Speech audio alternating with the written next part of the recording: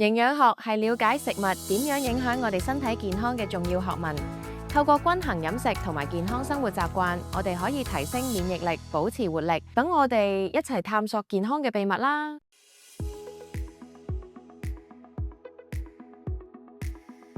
最近坊間又興起一個減肥話題——長戒澱粉質減肥法。講到減肥，網上有好多唔同嘅飲食建議，有啲人會寧願食少啲，亦有人唔食飯，甚至戒晒所有澱粉質食物。但係連續1個星期或者1個月都唔食澱粉質，係咪真係可以減肥呢？唔食澱粉質又會有咩後遺症呢？澱粉質呢 starch 係一種複合性碳水化合物，因為有啲經過加工嘅澱粉質營養價值比較低，所以坊間唔少人會將澱粉質呢個名同糖就混為一談。但係其實食咗澱粉質之後，身體會將佢轉化做葡萄糖，從而提供能量俾身體唔同器官同肌肉，去維持日常嘅細胞運作同活動。坊間仲有傳言話澱粉質會刺激胰島素分泌，導致脂肪積聚，所以唔少人一聽到澱粉質就誤以為食澱粉質一定會致肥。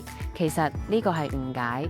事實係，如果澱粉質攝取過量，身體用唔晒，多出嚟嘅先會轉化成脂肪。其實任何營養素只要攝取過量都會變成脂肪喺體內儲存，繼而導致肥胖。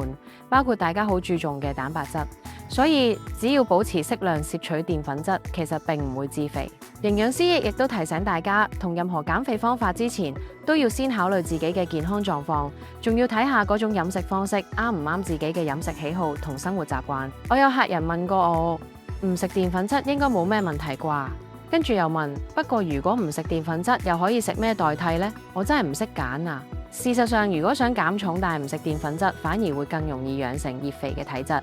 即使短期內戒澱粉質，好似真係可以減得快，但係其實身體減走嘅只係水分。之後體重有機會慢慢升返啊，甚至比之前更重啦，造成反彈。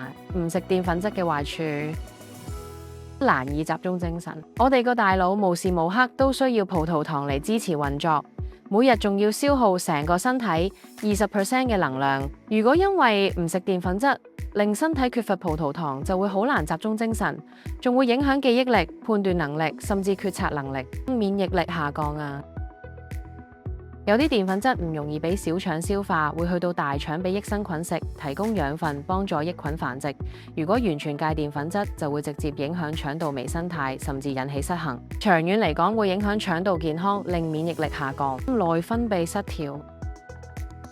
女性荷爾蒙對壓力同飲食習慣轉變特別敏感，如果突然戒澱粉質或者卡路里，就有機會出現內分泌失調、經期紊亂，甚至便秘，仲會影響到好多身體入邊嘅荷爾蒙，情緒唔穩。頭先提過，葡萄糖係身體細胞嘅主要能量來源，特別係對大腦同中樞神經系統好重要。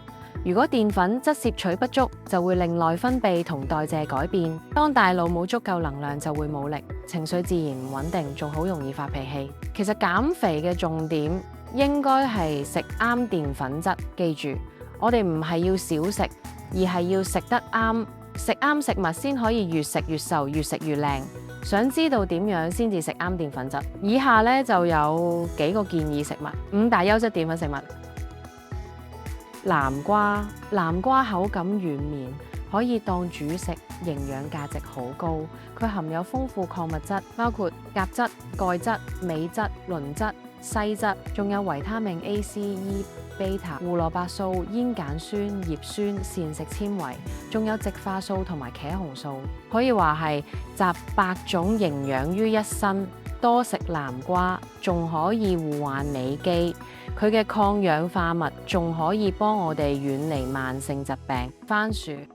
番薯係減肥界最紅嘅食物，好多人用佢嚟代替白飯攞澱粉質，特別啱香港人日常食，只要簡單蒸、氣炸或者焗熟就食得，超級方便。就算冇時間，超市或者便利店都有現成煮熟嘅番薯。番薯含有豐富膳食纖維，有助穩定血糖同血壓，但係胃酸過多或者腎功能唔好嘅人就唔建議食多。有需要記住問專業人士。粟米粟米其實係澱粉質，唔係蔬菜。